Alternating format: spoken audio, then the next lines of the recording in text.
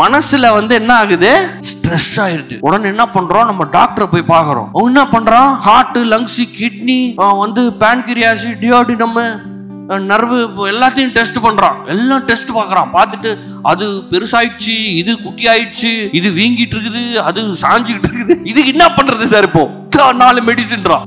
அந்த மெடிசின் போட்டு அதை தூக்குறதுக்குள்ள இது இன்னொன்னு படுத்துக்குது. இப்படி நம்ம உள்ள எல்லாம் சரி பண்றோம். ஆனா நம்ம கவலைப்படுறது விடுறதே கிடையாது.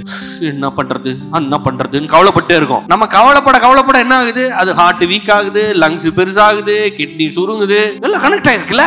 ஆனா அதெல்லாம் விட்டுட்டு கர்த்தருக்கு காத்திருக்கிற நாம் புது பலன் அடைவோம். அதாவது பிசிக்கல் ஸ்ட்ரென்த் உண்டாகுது.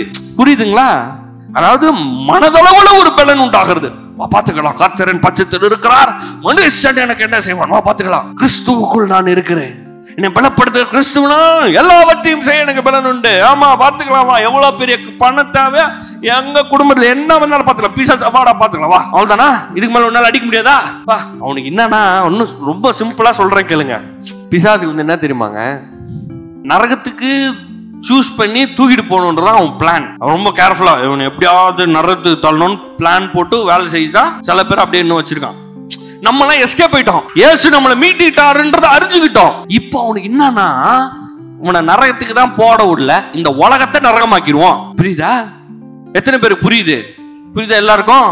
இந்த வாழ்க்கையவே நரகமாக்குறது தான் அவன் வேலை. 24/7 அவன் வேலை பார்த்துட்டு இருக்கிறான். குட்டி பிசாசு, பெரிய பிசாசு, எல்லா பிசாசையும் வச்சு கூடுமான அவனே வந்து இறங்குவான். பெரிய ஆளுங்களாம் வந்து இறங்கி இருக்கிற வாழ்க்கைய நரகமாக்குறது. குடும்பத்துல, பொருளாதாரத்துல, என்னென்ன பண்ணுமோ எல்லா அட்டுழியத்தையும் பண்ணுவான். ஆனா நாங்க விட மாட்டோம். ஏன் தெரியுமா? அவனை காட்டிலும் எனக்குள் இருக்கிறவர் பெரியவர். இது உங்களுக்கு போகணும், உங்களுக்குள்ள போகணும். உங்கள் பிரச்சனைகளை காட்டிலும் கிறிஸ்து உங்களுக்குள் இருப்பவர், அவர் பெரியவர். அந்த வல்லமை உங்களுக்குள்ள இருக்கிறது பெரிய வல்லமை. இயேசுவை மரித்தோர்னு உயிரோடு எழுதின அதே வல்லமை உங்களுக்குள்ள இருக்கிறது. உங்களுக்குள்ள என்ன பவர் இருக்குங்க? Super power. எத்தனை பேர் சூப்பர்மேன் பார்த்திருக்கீங்க? சூப்பர்மேன் பார்த்திருக்கீங்களா? யாராவது பார்க்காதவங்க இருக்கீங்களா? சூப்பர்மேன் எல்லாருக்கும் தெரியுமா? சூப்பர்மேனால பண்ண முடியாதுன்னு ஏதாவது இருக்கா? கார்ட்டூனுங்க, சூப்பர்மேன் கார்ட்டூன் படம்லாம் கூட வந்துருக்கு. சூப்பர்மேன் எனக்கு ரொம்ப பிடிக்கும். சின்ன வயசுல ஃபுல்லா சூப்பர்மேன் தான் பார்க்கறது. இந்த சூப்பர்மேன் என்ன பண்ணுவார் தெரியுமா? ஏரோப்ளேன் கவுர போது டப்புன்னு போய் புடிச்சு தூக்கிடுவார். ஏரோப்ளேன் தூக்குற, ஒரு பில்டிங் உள்ள போகுது, டப்புன்னு வந்து புடிச்சிடுவார்.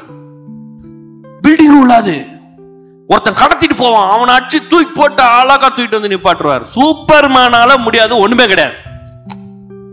நான் சொல்றேன் அதெல்லாம் சும்மா படம், பொம்மை படம். நீங்க தாங்க ரியல் சூப்பர்மேன், சூப்பர் உமன். உங்களுக்குள்ள இருக்கிறது என்ன பவர் தெரியுமா?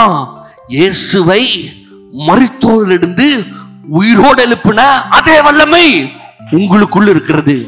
இயேசு இருக்காருலங்க, இயேசு மரிச்சிருந்தப்போ அவரை உயிரோடு எழுப்புறதற்கு ஒரு வல்லமை தேவைப்பட்டுச்சுல. அவருக்குள்ள போய் உயிரோடு எழுப்பி அவரை இன்னைக்கு சிங்காசனத்துல உட்கார வச்சுல, அந்த வல்லமை உங்களுக்குள்ள இருக்குது.